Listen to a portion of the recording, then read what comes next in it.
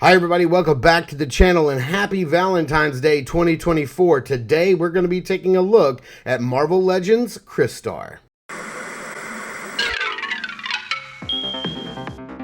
If Saturday morning cartoons fueled your imagination as a kid and powers your action figure collecting now as an adult, then you're in the right place. Thanks for stopping by and welcome to Saturday Morning Toy Collector. And if you like my content, please consider subscribing.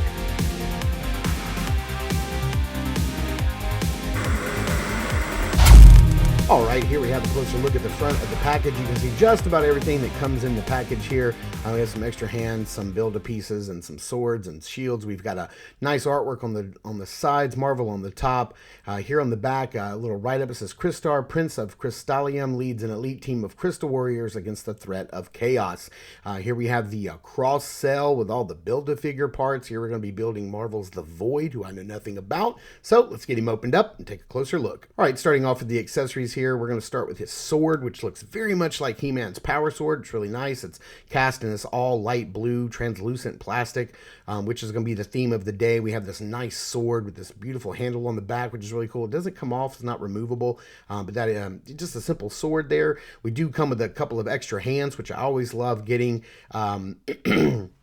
This one has the left grip, the right gripping hand has a vertical hinge, and the left gripping hand has a vertical hinge, which is always really nice with a sword-wielding character. We do get two of these really weird, I don't know if these are crab legs or like smoke tentacles. I don't know anything about Marvel's The Void. I don't know anything about this character, but we do get these two build-a-figure pieces, and they look really cool. If you're building it, I'm sure this is going to look nice on your shelf. Next up, we're going to be taking a look at the star of the show, Crystar himself. And boy, this guy looks beautiful. I love all of the little sculpted detail here. These little fins on the side are kind of like a softer plastic, so you don't have to worry about them snapping off. They're made of pretty durable plastic. Look at that. You can even see his ear sculpted on the inside, which is really neat.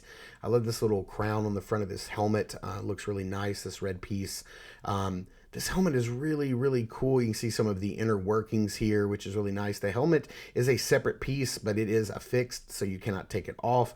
I like this nice central jewel right here in the middle with all of these little tiny jewels around it, all these little facets around it. I love all of the facets on this figure, how you can just see how every time you turn the figure, it kind of catches the light.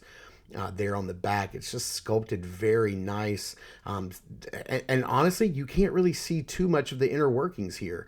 I do like how the belt kind of cuts in around this nice jewel on his belt. You've got facets on the thighs, jewel diamond shaped patterns on the knee pads. Looks really nice, and the boots are well sculpted. It's a very simple figure, but I dig it. Even with that helmet on, he can still look up pretty far, which is incredible, and he can look down quite a ways. You've got that hinge and ball joint system going on. You do have that weird thing where you can kind of move the head forward and back like that, because the ball peg is on a hinge as well. Has a little bit of bobble. The arms can go out to the side. Having a really hard time getting this one up to hit that T-pose.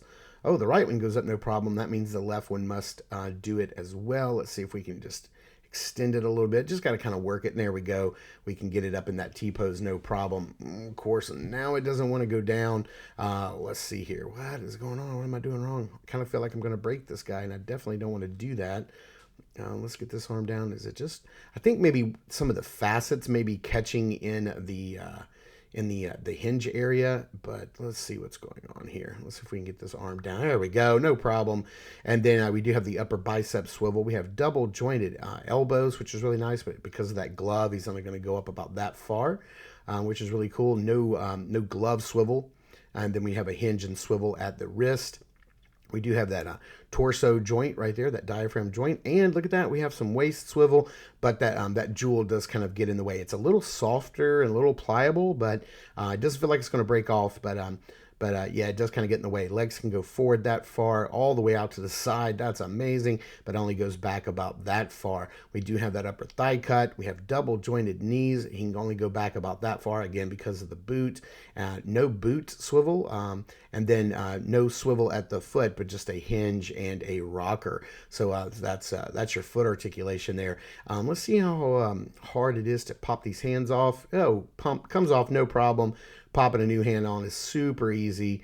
That's really good. I'm glad that we don't have any like breakage issues here. And then I always appreciate vertical hinges on a character that wields a sword.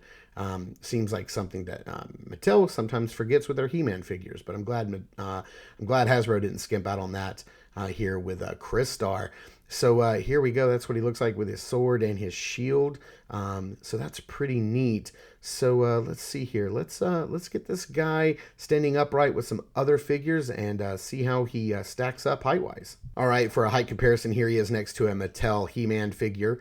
Another of his toy mates from the 80s. Here he is next to the 40th anniversary Masters of the Universe Revelations He-Man figure. So let's get He-Man out of the way. Let's bring in a Hasbro Luke Skywalker. There he is. Of course, that Luke's a little short, but that's how he compares there. Let's bring in a G.I. Joe Classified series. So he's going to, stand toe-to-toe with the Classified series. Here he is next to Billbone's Broken Shield for a Mythic Legions comparison. And let's get Copperhead out of the way here, and let's bring in, here he is next to another Marvel Legends Spider-Man. And then one less Spider-Man. Let's bring in the Mezco Classic Suit Spider-Man that we looked at, that we took a look at last week. So that's how he compares height-wise with those guys. So let's get these guys out of the way. Let's get him into some poses and see how he poses up. I'm going to be honest with you guys. I barely remember this guy from when I was a kid. I vaguely remember this toy line. I believe it was from a company called Remco.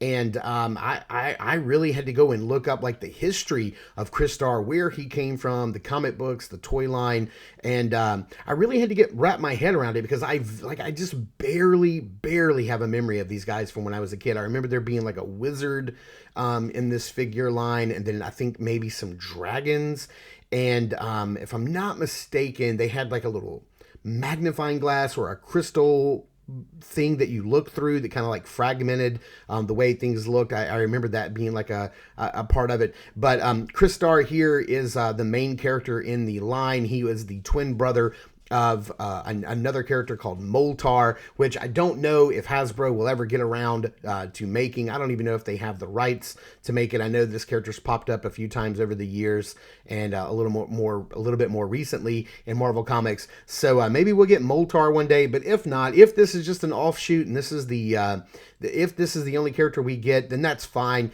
I don't collect Marvel Legends. This isn't going on a Marvel Legends shelf for me. This is going to go on my 80s toy shelf, and I'm really glad that Hasbro made this figure and Marvel allowed them to do so, because I think it's a nice addition to anybody's like 80s nostalgia shelf, which I have a ton of. So thank you guys so much for tuning in and watching. I super appreciate it. Please continue to check us out over at Instagram at Saturday Morning Toy Collector. I am your Saturday Morning Toy Collector. I'm your host, Mark, and I will see you in the toy aisles.